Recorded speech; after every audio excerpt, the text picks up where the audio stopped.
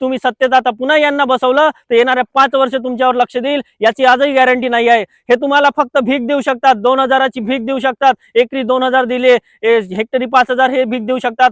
पण ते जे सोयाबीन आपलं 6,000 रुपये क्विंटल आज जायला पाहिजे होतं ते 3,500 रुपये क्विंटल जाऊन राहिलं, म्हणजे क्विंटल मागं 2,500 रुपये तुमचेच कापले जात आहे आणि हे 2,000ची एकरी भीक तुम्हाला देत आहे। मग का यायला पुन्हा सत्तेत आणायचं? का शेतकऱ्यांनी पुन्हा तेच परत चूक करायची? म्हणून आता परिवर्तनाची वेळ आली आहे। आपण यांना 10 वर्ष दिले, 10 वर्षातून यांना 7 वर्ष सत्ता भोगली, 7 वर्षात शेतकऱ्याचे उत्पन्न हे परत डबल करू शकले नाही। परत यांना तोच चान्स काय द्यायचा?